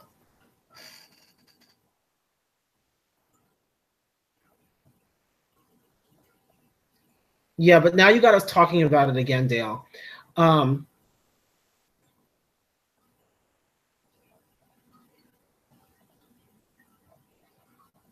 when they all fell off the stage, I don't know. And somebody mentioned how fat, like how like hard Dinah fell. Like she was falling to her damn death, bitch. Dinah, like everybody else fell gracefully. Dinah said, I was dying. I was like, damn, Dinah, damn.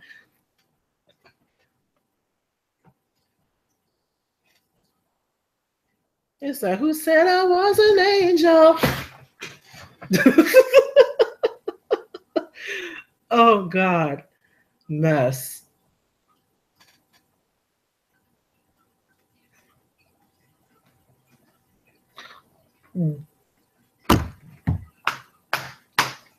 Allie did fall late. She was the last one to fall. She's like, wait here, and then she's like you look to the side. She's like, oh, Lauren fell. Okay, like, no, Dinah, she hit it. She's like, I know we fall now. She's like, let me sell it. That was actually funny.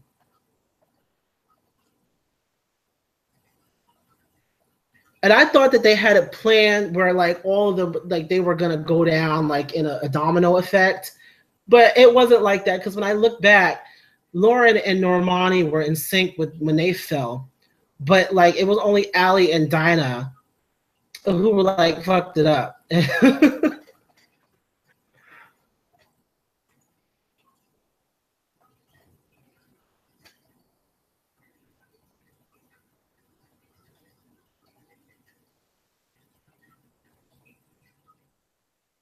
What Camila used to follow me. None of the 5H girls. Yeah, it was you. You was well. Yeah, it is. You was too inconsistent. No, I don't think that. And then also, there's a lot of these news sources talking about. And I'm gonna name drop real quick. I'm gonna name drop real quick. What's their name? Holly Scoop. Jesus. They put out this damn video talking about Fifth Harmony explains how Camila Cabello influenced their new album. I said, where? Like, where did they, like, when did they actually say that in that interview? The interview that they showed, there was nothing in that interview that suggested that, like, they were explaining, like, how she was, you know, I don't know. That was stupid. But anyway, I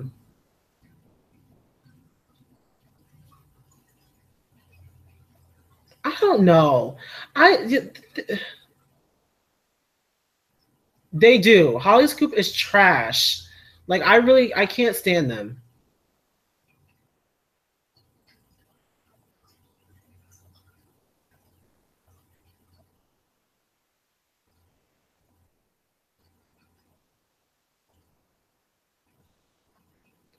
They do that. They do that all the time. And then they also did another one. Fifth Harmony says no more questions about Camila. When they did that one interview, that awkward interview, which I mean, I thought that was a little bit trash too. Like, why are you asking Lauren about all of her issues that she had last year, you know, with the weed and everything? I just thought that was a little trash because like we've all moved on from that. Like we all like make little jokes about her, you know, having weed, but I feel like that's not something that you really should have brought out in a 5-minute interview. Like, why are you gonna spend like 5 minutes like asking her about her issues with the law or like getting a citation. And he's like, you were like arrested or something. And she had to clarify, like, no, I was not arrested. You know, I had to fill out paperwork and what have you. And like, there's always a long process for getting a citation. You don't just get the ticket there. No, you got to go into the place, and then they probably have to like ask you questions and stuff. And then so she missed the flight. But people made it out to be more than what it was, like they always do. And they're always reaching in order to, you know, get a whole bunch of people to like what they do. Like, it's so annoying. Age is swapping now, but who performed the Billboard Music Awards twice? Performed the late night show.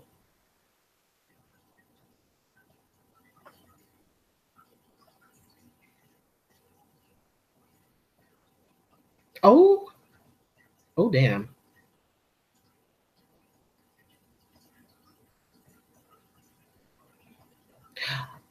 Oh yeah, definitely Charlemagne, but I wasn't talking about the Charlemagne one. I was talking about the radio podcast interview that they did when each of them had their own like separate interviews, and then they had one interview. I've never heard her song on the radio. I don't know if I've heard her song. I don't listen to the radio that often, so I don't even know if her song is playing over here. Probably because like the radio here, they kiss Camila's ass. But I'm not sure. I know.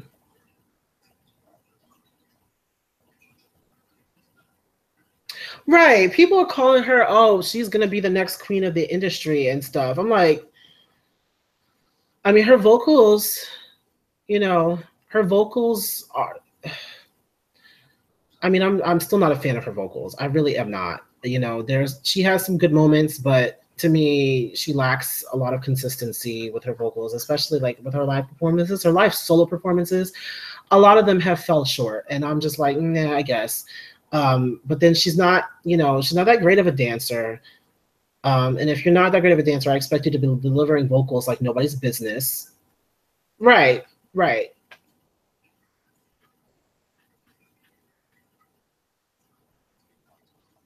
Oh yeah, she is a very beautiful woman. You can't take that from her.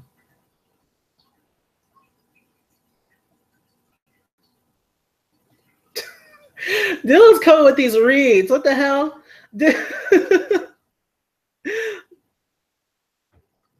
She was too inconsistent vocally. I'm done. Stop it.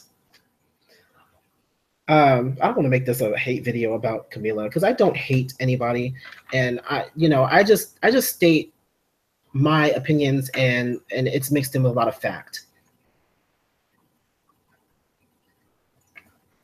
Right. I actually, believe it or not, when I first heard Boss, which was the first Fifth Harmony song that I really got into, like I heard other ones before, but that was the first one I really got into. I loved Camila's voice on that track. She was like my favorite member at the time because I'm always drawn to the singers of the group. Like I'm always drawn to the ones who have like a lot of like lead parts, like ad libs and stuff in the group. So I really actually did like Camila. Then that quickly faded away when Sledgehammer came out. A little too much. Where the other girls at? And then I watched all the other performances that have more presence from the other members. And I'm like, why is she leading all the songs when the others actually have good voices too? And they're not supposed to be a group that has one lead singer. They're not like,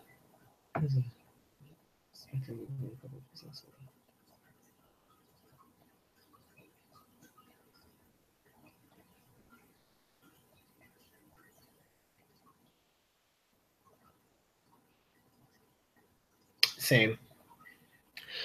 Oh, what was it? Oh God, now I lost my train of thought.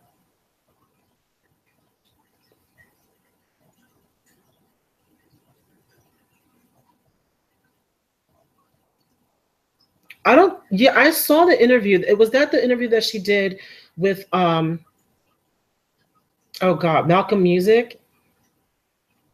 JoJo? I don't know. Did she say that like specifically that Camila needed to be more humble, or I think she was stating that it's important for them to stay humble. I don't think that JoJo would be that messy. Like JoJo is somebody who speaks her mind, but she knows where to end it.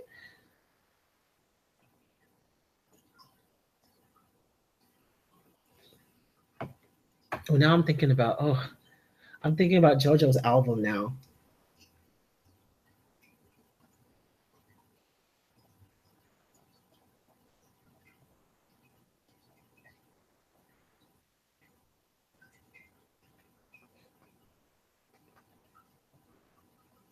Right. Yes. She just said that she could tell that there was tension, and she just said, it's important for them to stay humble. I think she was like talking as a whole, but she knew. I mean, we knew what was going on. Like we knew what she was trying to say. Um,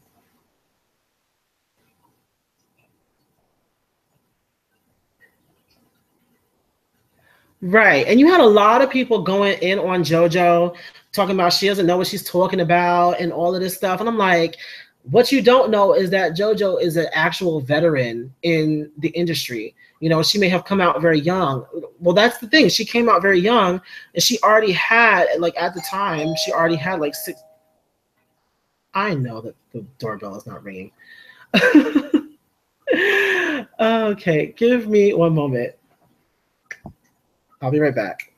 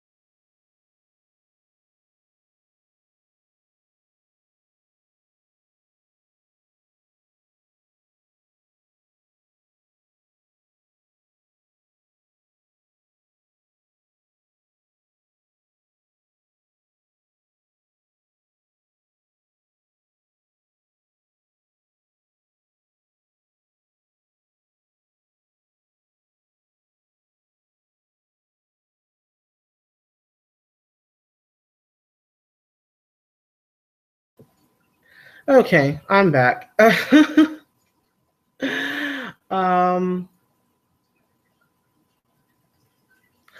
Stop talking about the Keeping Up with Harmony reunion part 2. Yes, I did, and I'm not like, I know I posted like my reaction to what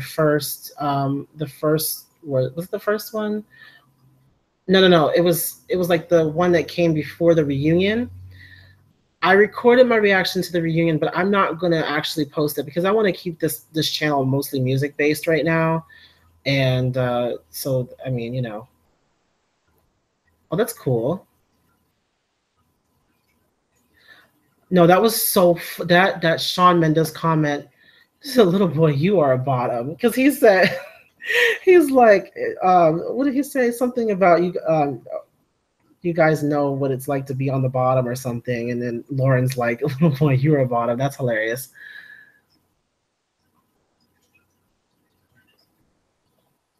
Yeah, no, the thing is, Dope Harmony, I really like because nobody is safe. Like it has everybody go, and he has everybody kind of go and make fun of each other, and like nobody is like really on like nobody is ever just on the like giving end. Everybody is always on the receiving end at some point of all of like the shade and the jokes and stuff. So I do like that about that. And I like parody videos like that with voiceovers and stuff. I actually used to follow, well, I still do. I follow like parodies, and y'all remember Got to Be Real, which actually he used a clip in part 2 of the reunion. He used a clip from Got to Be Real, which was actually really great. Like after that Camila performance, Lord Jesus. But yeah, so Tinashe, that's another thing all in itself, and I feel like I'm gonna have to save that for like my next live stream because Tinashe. Yes, I do know. I do know Normani chest jiggles. I do. Obviously, I watched the incoming, so I know about that. It was horrible when they changed like it from like the all in my head video to her following her falling on GMA. That was so messed up, but it was funny. It was like her falling on a continuous loop. And now they have it in like everybody has the like this chest jiggling for the He Liked That video. That was funny too.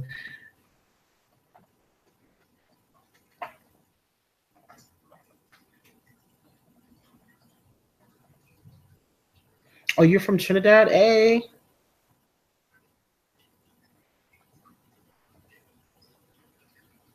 No one's safe.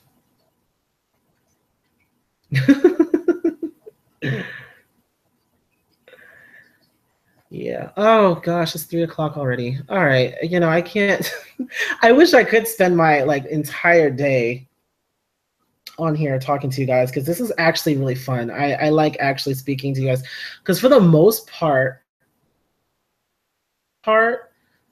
I I'm alone for most of my day. Like I go to work, but I don't really talk to a lot of people at work. There's like maybe 3 people that I really converse with at work. And then I come back, I like listen to some music, I watch a little bit of like Netflix or whatever, and I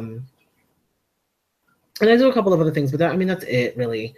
But for the most part, I'm like alone for most of my day, or with my brother, and my brother is like 8, so he's not really like gonna be on that level with me. Most of the time I'm either like, and now I'm gonna be helping him with homework, probably taking him places, and he's gonna have like soccer practice and stuff, and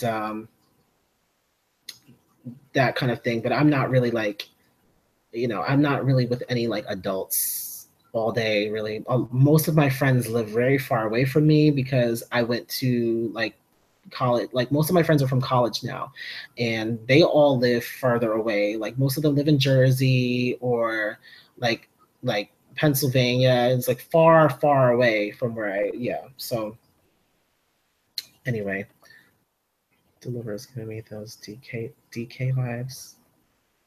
Oh yeah, definitely. I can hear that. I can hear Deliver being like on one of Danny DeCane's albums. Too bad they broke up.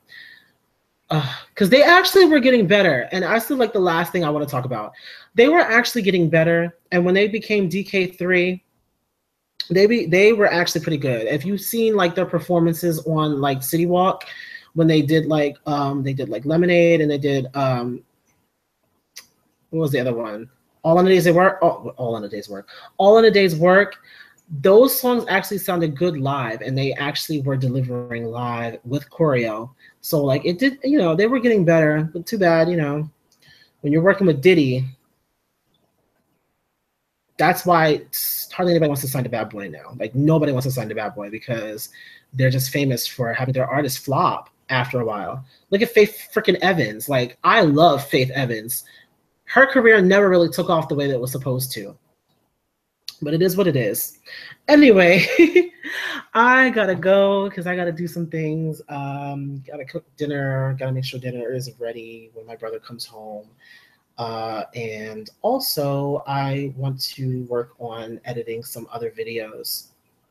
I have about 5 or 6 videos like actually recorded, but I don't know if all of them are actually going to see the light of day because sometimes I watch a video back and I'm just like, this shit sucks. So, bye. So so I'm gonna go, but this was fun. I hope I hope that I feel like doing this again. I'll probably do it weekly. I'm probably gonna do it as a weekly thing whenever I have like some free time during the week. You know, make sure dinner is sauced up. I'm done. Yeah. So yeah, I hope everybody is enjoying the day. You know, it's 3 o'clock here. It's actually kind of chilly where I am, but I live in a mountain. So I wonder how big the cheetah girls would be if Raven stayed. Girl, Raven's on Raven's home now. She's getting Disney money again, so she ain't trying to see nobody else. Anyway, yeah, any other like questions or things, just like send them to my Twitter or something. I might do a Q&A if I ever reach, well, I'll say when, I'll put it into existence. When I reach 1,000 subscribers, I'll do a Q&A where you guys can ask me some, you know, some more personal questions and I'll answer them for you guys. And put it into a video, or maybe I'll put it into a live stream or what have you. I don't know how it will work. But anyway, yeah. So that's it for the live stream. We ran for a good, I want to say, hour and a half. So yeah. That's it. GMA tomorrow. I don't know. I don't know if I'm gonna do it the same way. What's today? Monday? Tomorrow is Tuesday, which means I have to work earlier. Is it that? No. I'll be able to watch it. And I'll like do what I did last time and watch it live and like record it on my couch, because I liked that the last time. That was cool. So yeah, you're definitely gonna get a GMA reaction, because you gotta do that. No, I'll be here in the morning when it actually comes on. I'll be here in the morning, because I don't have to actually go to work until 12 o'clock, 12:30. So I'll be around in the morning when it actually comes on. So yeah. But yeah, again, hope everybody has enjoyed the day so far. It's a Monday, so I don't think anybody's actually going out tonight. I'm definitely not. I'm gonna get my ass into bed after dance rehearsal and after, you know, everybody, you know. But anyway, sooner in the nighttime. I would do a live stream at night, but the thing about that is my mom, you know, I still kind of live at home right now. Until I get a raise at work and I'm able to leave my other job. Like I'm like kind of working 2 jobs right now, until I'm able to leave my first job and get a raise on my other one, so I can move out and actually be able to live on my own and everything else by myself. I'm not gonna really be able to do much at nighttime, because my mother comes home very late and she has to get up very early in the morning. So I don't want to be like too loud and stuff. Or I mean, I could do it, but I just wouldn't be as lively as I am right now during the day. But anyway, take care, you guys.